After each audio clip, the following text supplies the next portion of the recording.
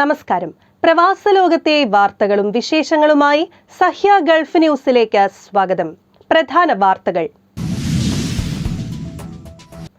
ഇത്തവണത്തെ ഹജ്ജ് തീർത്ഥാടനത്തിൽ 1.83 ദശലക്ഷത്തിലധികം തീർത്ഥാടകർ. റെസിഡൻസി തൊഴിൽ നിയമങ്ങൾ ലംഘിച്ച 12,950 പേരെ ഒരാഴ്ചക്കിടയിൽ അറസ്റ്റ് ചെയ്തു. സുൽത്താൻ ബാബു സ്ട്രീറ്റിൽ ജൂൺ 17-ന് പാർക്കിംഗ് നിയന്ത്രണം ഏർപ്പെടുത്തുമെന്ന് പോലീസ്. 7 മണിക്കൂറോളം മോർച്ചറിയിൽ നിന്ന് 48 സഹപ്രവർത്തകരുടെ മൃതദേഹം തിരിച്ചറിയേണ്ടി വന്നു. ഹൃദയം തകർന്ന പ്രിയപ്പെട്ടവരെ യാത്രയാക്കി NBTC ജീവനക്കാർ. ബലിപെരുന്നാൾ നിറവിൽ ഗൾഫ് രാജ്യങ്ങൾ. ആത്മസമർപ്പണത്തിന്റെ ആഘോഷത്തിൽ വിശ്വാസ സമൂഹം. അറബികളെ അറബി പഠിപ്പിക്കുന്ന മലയാളി. ജോലിയിലെ മികവ് നസീമിനെ എത്തിച്ചത് ഷെയ്ഖ് ഹംദാന്റെ ഓഫീസിൽ. ഇത്തവണത്തെ ഹജ്ജ് തീർത്ഥാടനത്തിൽ 1.83 ദശലക്ഷത്തിലധികം തീർത്ഥാടകർ. ഇത്തവണത്തെ ഹജ്ജ് തീർത്ഥാടനത്തിൽ 1.83 ദശലക്ഷത്തിലധികം തീർത്ഥാടകർ പങ്കെടുക്കുന്നതായി Saudi general authority for statistics വ്യക്തമാക്കി. 2024 ജൂൺ 15-നാണ് അധികൃതർ ഈ ഔദ്യോഗിക കണക്ക് പങ്കുവച്ചത്. ആഭ്യന്തര വിദേശ തീർത്ഥാടകർ ഉൾപ്പെടെ 18,33,164 തീർത്ഥാടകരാണ് ഇത്തവണത്തെ ഹജ്ജ് തീർത്ഥാടനത്തിൽ പങ്കെടുക്കുന്നത്. ഇതിൽ 16,11,310 പേർ വിദേശ തീർത്ഥാടകരും 2,21,854 പേർ ആഭ്യന്തര തീർത്ഥാടകരുമാണ്.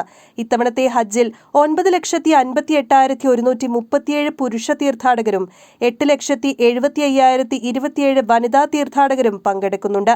News desk, Sahya news, Saudi Arabia.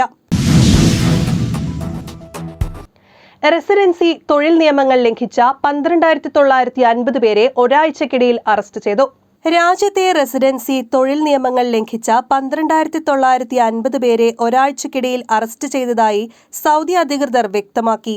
2024 June 6 മുതൽ 2024 ജൂൺ 12 വരെയുള്ള കാലയളവിൽ രാജ്യത്തെ മുഴുവൻ മേഖലകളിലും നടത്തിയ പ്രത്യേക പരിശോധനകളിലാണ് റെസിഡൻസി നിയമങ്ങൾ ലംഘിച്ചതിനും അനധികൃത തൊഴിലാളികളായും കുടിയേറ്റക്കാരായും രാജ്യത്ത് പ്രവേശിച്ചതിനും രാജ്യത്തിന്റെ അതിർത്തി സംരക്ഷണവുമായി ബന്ധപ്പെട്ട നിയമങ്ങൾ ലംഘിച്ചതിനും ഇവരെ അറസ്റ്റ് ചെയ്തിരിക്കുന്നത്. 2024 ജൂൺ 15-നാണ് സൗദി ആഭ്യന്തര മന്ത്രാലയം ഇത് സംബന്ധിച്ച അറിയിപ്പ് നൽകിയത്.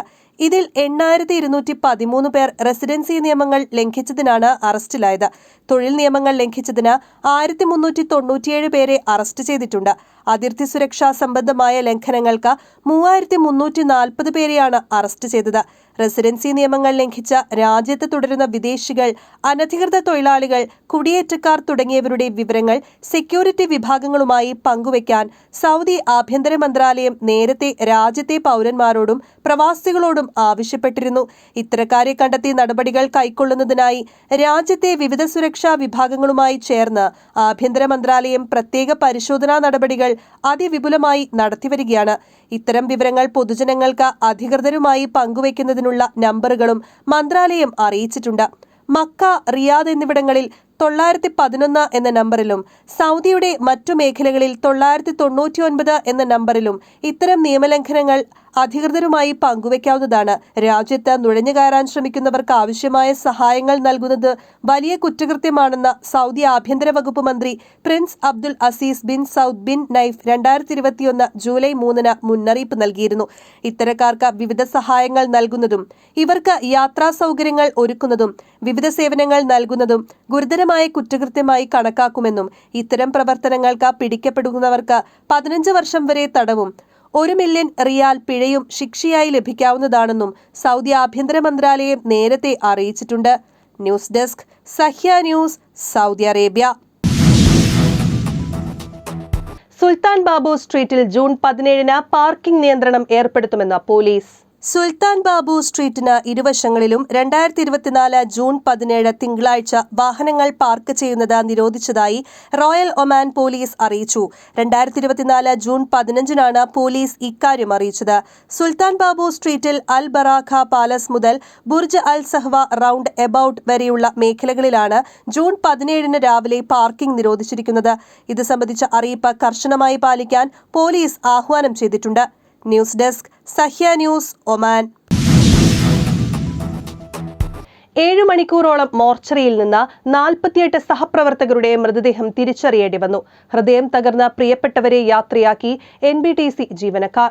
ബുധനാഴ്ച രാവിലെ 4-നുണ്ടായ തീപിടുത്തത്തെ തുടർന്ന് പോലീസും അഗ്നിരക്ഷാസേനയും നടത്തിയ രക്ഷാപ്രവർത്തനങ്ങളിൽ സഹായമേകാൻ NBTC ജീവനക്കാരും ഒപ്പം ചേർന്നു.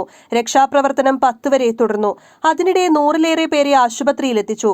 രക്ഷപ്പെട്ടവരുടെയും ഫോണിൽ ബന്ധപ്പെടാൻ സാധിക്കാത്തവരുടെയും വിവരങ്ങൾ 1 മണിക്കൂറിനകം തന്നെ ശേഖരിച്ചത് തുടർന്നുള്ള പ്രവർത്തനത്തിന് സഹായകമായി. ദുരന്തത്തിൽപ്പെട്ടവരുടെ വിവരങ്ങൾ ലഭിച്ചതോടെ നടപടിക്രമങ്ങൾ വേഗത്തിലാക്കി. രാത്രിയോടെ 45 പേർ മരിച്ച വിവരം ഔദ്യോഗികമായി സർക്കാർ പുറത്തുവിട്ടു. വ്യാഴാഴ്ചയ്ക്ക് ശേഷം 9 ദിവസം സർക്കാർ സ്ഥാപനങ്ങൾക്ക് ഈദ് അവധിയാണെന്നതിനാൽ 24 മണിക്കൂറിനകം തന്നെ മൃതദേഹങ്ങൾ നാട്ടിലെത്തിക്കാൻ മാനേജ്മെന്റ് തീരുമാനിക്കുകയായിരുന്നു. നടപടികൾ ഊർജിതമാക്കാൻ അസിസ്റ്റന്റ് HR മാനേജർ ജിഷാമിനെ കമ്പനി ചുമതലപ്പെടുത്തുകയും ചെയ്തു. കുവൈത്ത് ആഭ്യന്തര ആരോഗ്യ മന്ത്രാലയങ്ങളുടെയും ഇന്ത്യൻ എംബസിയുടെയും സഹായത്തോടെയായിരുന്നു തുടർ പ്രവർത്തനങ്ങൾ. വ്യാഴാഴ്ച ഉച്ചയോടെ 49 പേരുടെയും മരണ സർട്ടിഫിക്കറ്റ് ലഭ്യമാക്കാനും യാത്രാരേഖകൾ തയ്യാറാക്കാനും സാധിച്ചത് ഈ ഏകോപനത്തിലൂടെയായിരുന്നു. 7 മണിക്കൂറോളം മോർച്ചറിയിൽ നിന്ന് 48 സഹപ്രവർത്തകരുടെ മൃതദേഹം തിരിച്ചറിയേണ്ടി വന്നത് അതീവ ദുഃഖകരമായിരുന്നുവെന്ന് ജിഷാം പറഞ്ഞു. നടപടിക്രമങ്ങൾ എല്ലാം പൂർത്തീകരിച്ച് 45 പേരുടെ മൃതദേഹങ്ങൾ രാത്രി 10:30-യോടെ വ്യോമസേന വിമാനത്തിൽ നാട്ടിലേക്ക് അയക്കാനായി.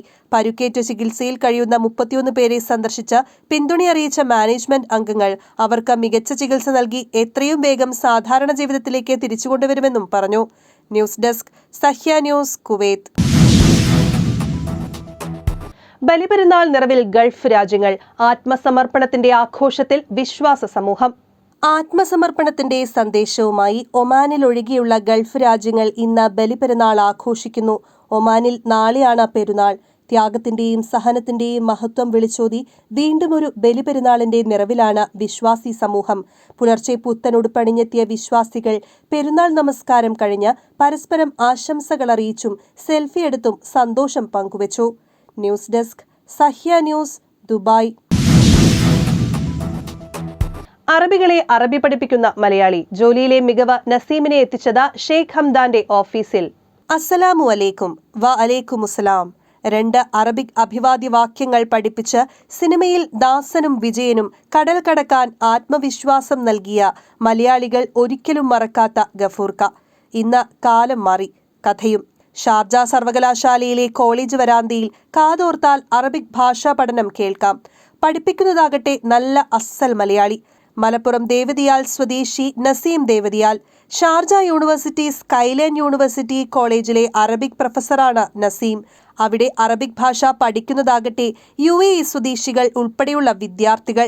സർവകലാശാലയിൽ മിക്ക കോഴ്സുകളിലും അറബിക് ഭാഷ പഠിക്കേണ്ടതുണ്ട്. വിദേശ രാജ്യങ്ങളിൽ നിന്നുള്ള വിദ്യാർത്ഥികൾ മറ്റു കോഴ്സുകൾക്കൊപ്പം തന്നെ അറബിക്കും പഠിക്കണം. അവരെ അറബിക് പഠിപ്പിക്കുകയെന്നുള്ളത് നസീം ദേവതിയാലിന്റെ ചുമതല. 2 മാസത്തേക്കുള്ള സമ്മർ കോഴ്സിലേക്കാണ് നിലവിൽ നിയമനമെങ്കിലും അത് കഴിഞ്ഞ റെഗുലർ കോഴ്സിലേക്ക് മാറും. നസീമിന് അറബി എന്നാൽ ആശയവിനിമയോപാധിക്കുള്ളൊരു ഭാഷ മാത്രമല്ല, ഹൃദയത്തോട് ചേർന്ന് നിൽക്കുന്ന ഇഷ്ടവും കൂടിയാണ്. ആ ഇഷ്ടവും താല്പര്യവും ഒന്നുകൊണ്ട് തന്നെയാണ് അറബിക്കിനെ കുറിച്ച് കൂടുതൽ അറിയാനും അതിൽ തന്നെ കരിയർ തുടരാനും നസീം തീരുമാനിച്ചതും. അറബിക്കിൽ ബിരുദവും ബിരുദാനന്തര ബിരുദവും കൂടാതെ ജേർണലിസത്തിൽ ബിരുദാനന്തര ബിരുദവും നേടിയിട്ടുണ്ട്. 2010-ലാണ് UAE-യിലെത്തുന്നത്. 9 വർഷം ഖത്തർ ആഭ്യന്തര വകുപ്പിൽ വിവർത്തകനായി ജോലി ചെയ്തതിനു ശേഷമായിരുന്നു UAE-യിലേക്ക് എത്തുന്നത്. ദുബായ് മുനിസിപ്പാലിറ്റിയിലെ ജോലി മികവ് ദുബായ് കിരീടാവകാശിയായ Sheikh Hamdan bin Mohammed Al മക്തൂമിന്റെ ഓഫീസിലേക്ക് എത്താനുള്ള അവസരമൊരുക്കി. അറബി ഉൾപ്പെടെ 40ഓളം രാജ്യാന്തര ഭാഷകൾ വിവിധ സേവനങ്ങൾ നൽകുന്ന ഓഫീസ് ദുബായിൽ സജ്ജീകരിച്ചിരിക്കുകയാണ് ഇപ്പോൾ. അറബിക്കിൽ നൽകിയ സേവനങ്ങൾ വിലയിരുത്തി ദുബായ് സർക്കാർ അൽ ഹിന്ദിയ എന്ന ഓൺലൈൻ അറബി ന്യൂസ് പോർട്ടലിന്റെ ചീഫ് എഡിറ്റർ കൂടിയായ നസീമിന് ഗോൾഡൻ വിസ നൽകിയിട്ടുണ്ട്. ഈ കാറ്റഗറിയിൽ ഗോൾഡൻ വിസ ലഭിക്കുന്ന ആദ്യ മലയാളി കൂടിയാണ് നസീം. മഞ്ജു വാര്യർ നായികയായി എത്തിയ ആയിഷ എന്ന മലയാള ചിത്രം അറബിക്കിൽ ഒരുങ്ങിയപ്പോൾ അതിന്റെ സംഭാഷണം സൗദി പ്രാദേശിക ശൈലിയിൽ ഒരുക്കിയതും നസീമാണ്. അണിയറ പ്രവർത്തകരുമായുള്ള ബന്ധവും സംവിധായകൻ സക്കറിയയുമായുള്ള പരിചയവുമാണ് സിനിമയുടെ ഭാഗമാകാൻ വഴിയൊരുക്കിയത്. മലയാളിയുടെ പ്രവാസത്തിന്റെ വലിയൊരു പങ്കുള്ളത് ഗൾഫ് നാടുകൾക്കാണ്. ആ നാടും ഭാഷയുമെല്ലാം അവരറിയാതെ അവരുടേതായി മാറുന്ന മാന്ത്രികത കൂടി ഗൾഫ് പ്രവാസത്തിനുണ്ട്. ഷാർജയിലെ ക്ലാസ് മുറികളിൽ സ്വദേശികളായ സഹപ്രവർത്തകർക്കൊപ്പം സ്വദേശികളായ വിദ്യാർത്ഥികളെ അടക്കം നസീം അറബിക് പഠിപ്പിക്കുമ്പോൾ ഈ നാടും ഭാഷയും നമ്മുടേതുകൂടിയായി മാറുകയാണ് ഒരിക്കൽ കൂടി. News desk Sahya news, Sharjah. UAE-യിലെ ഇന്നത്തെ സ്വർണ്ണവില.